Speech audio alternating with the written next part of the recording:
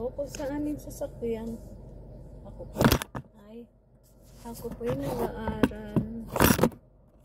nag-aaral mag-drive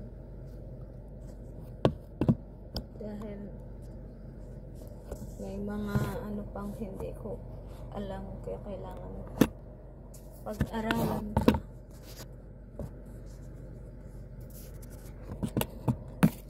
Kaso hindi pa ako makapag-video kasi yung wala siyang lalagyanan ng cellphone. Yan.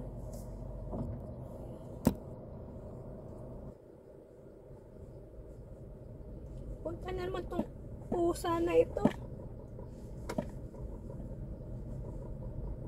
Naghahanap siya ng pagkain.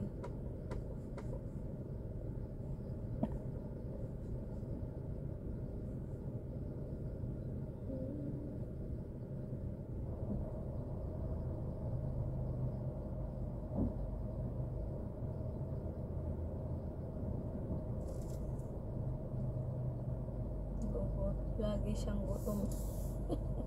Yung pusa ito laging gutom eh. Binigyan ko na ng pagkain eh.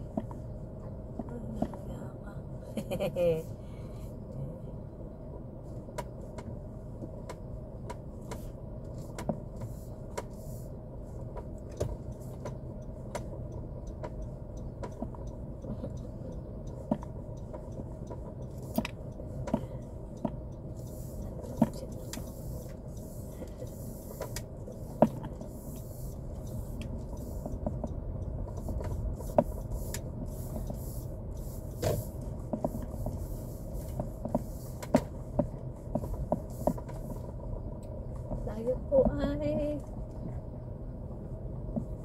mag-learning driving.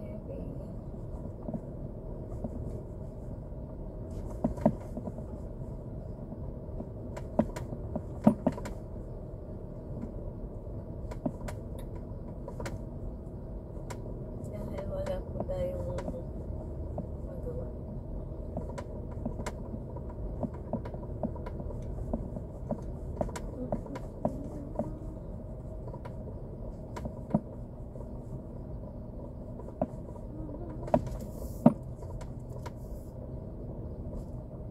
Drive ka? Magda-drive ka?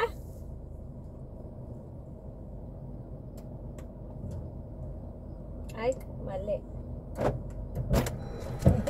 Buti pinapayagan ka na nito, ano? Hindi, yung binigyan na niya ang susi. Ang baba naman nito. Oo, mababa.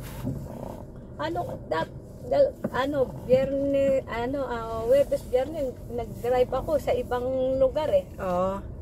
Good.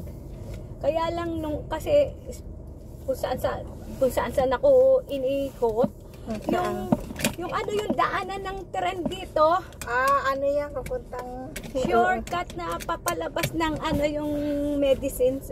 Papunta kila Dr. Alvin. Oo, hininto ko.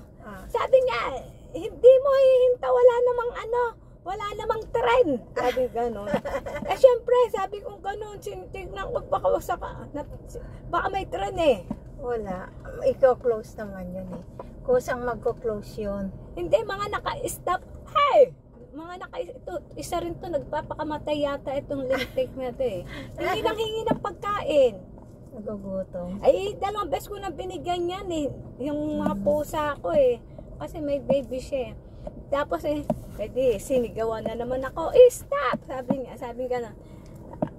niya, pag walang tren, dire-diretso, paano kung may tren na dumadaan eh?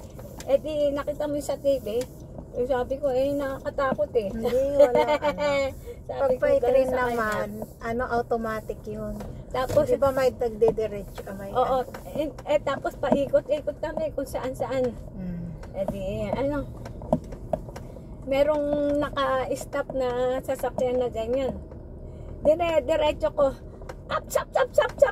Sabi niya, hindi ikaw ang may kasalanan siya. Sabi nga gano'n. Sige, diretso lang. Tapos